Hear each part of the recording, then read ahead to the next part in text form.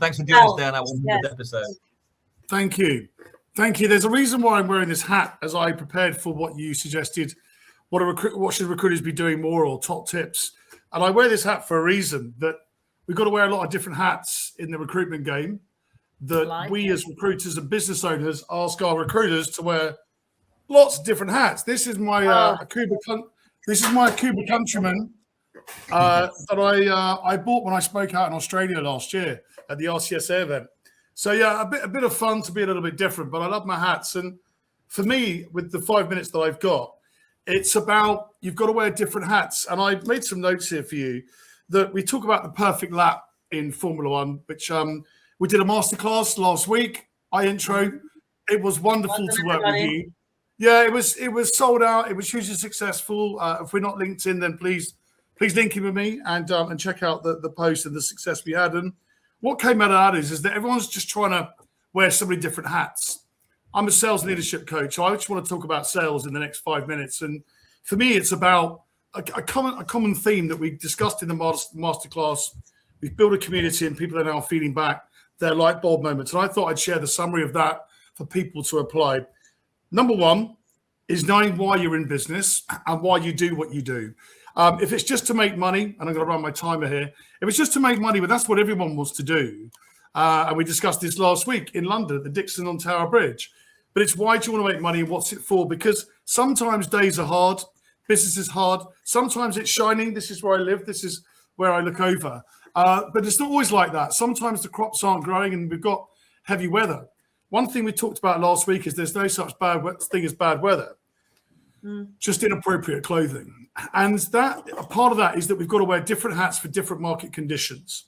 So know why you're in business so that you're ready to face some tough market conditions. You've got a lot of competition, and yes, AI is almost becoming a competitor in itself. Know why you're doing what you do.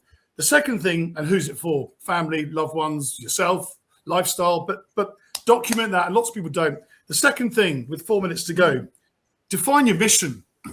So we can all have 3-year, 5-year plans. To me, they're predominantly documented on a spreadsheet. The board love it. The chairman loves it. The FD loves it. But that doesn't work for a recruiter. And I got into recruitment in 98. I joined Robert Walters and I became one of the global top billers and a £1 million biller. It wasn't about my 3-year growth plan. It was about what am I going to do in the next 6 months to retain my best clients and best candidates, and how am I going to go and find more? So I see it as a little bit like this tree. The base of that tree are all the people I know, and the higher we climb, a bit more dangerous, and we risk breaking our neck. We know tons of people where there's more business and more deals to be won. You don't always have to climb that tree to find more. Lovely Jim Bevan, she talked about the use of LinkedIn.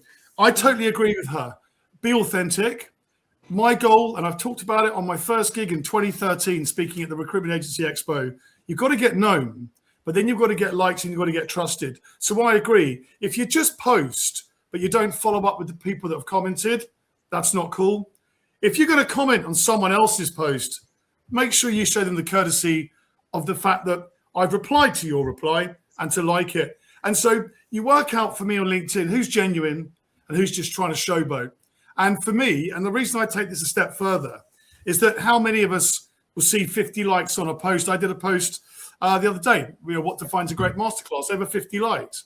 I'm going to reach out to every single one of those people to thank them for their time, for liking my post. And then I want to take some interest in how you're getting on, how's life, just to, number one, thank them. But actually, that could be lead generation for me. Can I help them? Do you want to meet up for a coffee? But you've got to be authentic on LinkedIn, because also you can see which posts are written by AI and which ones aren't. And I've never used one piece of AI to write any of my posts. So am I a dinosaur or am I just authentic? So I think AI is great for efficiency. But what's most important is just be you. And what I mean by be you is be the best that you can be. And know why you're doing what you're doing. Know your mission. Know what you want. And here's the most important thing when it comes to pitching and which hat do I wear for which client and which market. You've got to know what you offer, and you've got to know how your value in your offer meets that client's requirement. It's not about you trying to screw in, this is why you should hire me, but what do you need and what does the market need? And your best clients and candidates will tell you, and they'll help you because they're your ambassadors, to define your pitch. So you need the perfect lap. James loves his golf, the perfect drive. I won't lie, I like the perfect pint here in Sussex. So what's the perfect pitch with 90 seconds to go? You've got to make sure that you communicate to your clients. I've got to get known, liked, and trusted. So what do they want to hear in 60 seconds for a networking event or a 60-minute board meeting and a corporate presentation? When I used to present to UBS, Warburgs, Credit Suisse, major accounts that I won, I wanted to make sure that they knew who I was, what was my expertise. Not just I'm a recruiter at Robert Walters. People don't buy companies, they buy people. So let's forget the company, you're buying from me. And who am I? What do I do? And who are my clients if I can share? If I can't share for confidentiality, what's the profile of the sort of companies and scale? Medium to large size corporations, UK and international, 250 people plus. Oh, he's at that level. But then they want to know, well, how have you got here? What's your company backstory? What's your personal backstory? And why not throw in some personal thing? And by the way, it's pretty relevant to sales, but I was in the X Factor, so I know all about singing a song in front of 25,000 people when it comes to knowing how to pitch. You're in the X Factor. So you want to create conversation than just being a robot. And I think the most important thing, and I will offer this to all recruiters with 30 seconds to go, people don't know how you do what you do and what makes you different unless you share it with them. So when you want to take them into the shop and say, look, do you want to come down behind the counter and let me give you a virtual tour of the office and use video? People talk about video like it's new. I was sending people pieces of video to open doors and close deals 15 years ago. Like, video is key, like I'm doing now, than me sending you an email. An email's for the 90s. It confirms the minutes of a meeting and the minutes and the details of terms and conditions of a deal. But a video can open doors and close doors. And when I say to people, but I'm not sure, I wasn't sure, but I care more about my why, what I do, and my mission than what anyone thinks about me on LinkedIn, because the market's big, the cake is small, and that can pay us all real well. So let everyone know how you do what you do and what makes you different. Share some results. And my last piece with 10 seconds, share your philosophy for success. That my goal with you, working with you, Mr. Client, is not just to transact with you. The transaction comes at the end. Understand you, understand your business, understand your culture, and not a candidate like it's a piece of product, but what you're looking for in that individual, their attitude, their skills, their knowledge, experience.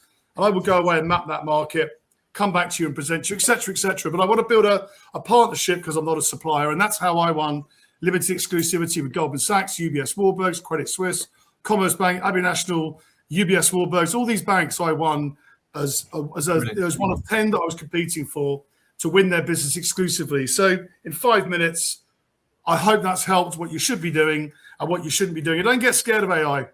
Yes, make it more efficient, but don't let AI overtake you, because people can spot it. And ultimately, AI won't open the door, let you walk in there, shake hands, high five, and close the deal. Only you can. So be you. Make sure for the day you're wearing the right hat.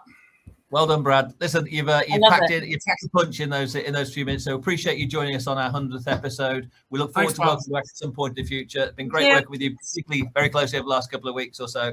And we look forward to catching up with you again. James, I can't wait till we're doing our next masterclass in September. Let's go, buddy. Absolutely. We'll see you there. Thanks very much, Brad. Guys. Thank you. Got to go. Thanks, Brad.